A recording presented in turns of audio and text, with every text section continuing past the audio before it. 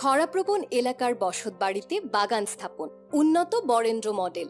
আপনার বাড়ির প্রতিটি জায়গা ব্যবহার করে বিভিন্ন ধরনের পুষ্টিকর ফল ও শাকসবজি উৎপাদন করা যেতে পারে, যা পরিবারের পুষ্টির চাহিদা পূরণের পাশাপাশি খাদ্য নিরাপত্তায় অবদান রাখবে।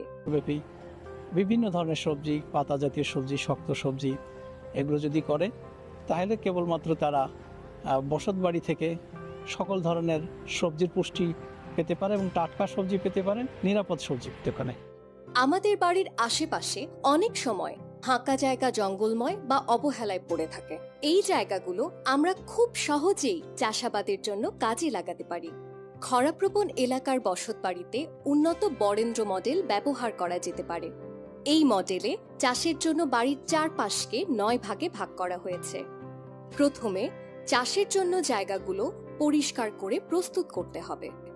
উঠোনের মতো উন্মুক্ত রোদেলা স্থানে 5 বাই 6 মিটার জায়গা কোদাল দিয়ে পরিষ্কার করে 3 থেকে 5টি উঁচু বেড তৈরি করে নিতে হবে। এই উঁচু বেডে সারা বছর 12 থেকে 14 ধরনের সবজি চাষ করা সম্ভব। বেডের মাটির সাথে ফসল অনুযায়ী সার ভালোভাবে মিশিয়ে মৌসুম ভিত্তিক সবজির বীজ বা চারা লাগাতে হবে। তারপর নিয়মিত আগাছা পরিষ্কার করা, পোকামাকড় দমন করা আর জৈব বালাইনাশক ব্যবহার করতে হবে। পশু পাখি ও পোকামাকড় থেকে ফসল রক্ষা করার জন্য বাঁশ ও জাল দিয়ে বেড়া তৈরি করতে হবে। লতানো সবজির জন্য মাচা, বেড়া, পুকুর পাড় এবং ঘরের চালও ব্যবহার করা যেতে পারে। বেড়ায় করলা, পটল, বরবটি, ঝিঙা ও ধুন্দল চাষ করা যাবে। ঘরের চালে লাউ, শিম, মিষ্টি কুমড়া ও চাল কুমড়া চাষ করা যেতে পারে। মাচায় লাউ, শিম, ঝিঙা, চিচিঙ্গা ও পুঁই শাক চাষ করা যাবে। একটি 2 ফুট বাই 2 ফুট মাদা তৈরি করে 10 থেকে 20 কেজি জৈব সার দিয়ে মাদাটি ভরাট করতে হবে। 5 থেকে 7 দিন পর সেটা চারা লাগানোর উপযোগী হবে।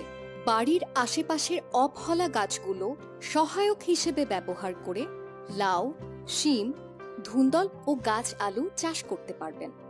ছায়াযুক্ত জায়গায় ওলকচু, মানকচু, বস্তায় আদা, হলুদ ইত্যাদি চাষ করা যাবে। বস্তায় আদা চাষের জন্য 10 কেজি মাটি, 10 কেজি গোবর সার, 3 কেজি বালি, 1 কেজি ছাই, 200 গ্রাম DAP মিশিয়ে বস্তায় ভরে 7 থেকে 10 দিন পরে আদার রাইজোম রোপণ করতে হবে। মাটির দেয়ালে লতানো সবজি চাষ করা সম্ভব। বাড়ির সীমানায় সজিনা, কাঁচা কলা, পেঁপে ইত্যাদি চাষ করা যাবে। আপনার বাড়ির গবাদি পশুর গোবর, সবজি, ফল আর মাছের বর্জ্য দিয়ে শেডযুক্ত কম্পোস্ট পিট তৈরি করতে পারবেন। এই জৈব সার মাটিকে উর্বর করবে আর ফসলকে রাসায়নিক মুক্ত রাখবে। এইভাবেই আপনার পরিবার সারা বছর সতেজ ও নিরাপদ সবজি এবং ফল খেতে পারবে, যা আপনার পরিবারের সদস্যদের পুষ্টির চাহিদা পূরণ করবে এবং তাদের সুস্থ রাখবে।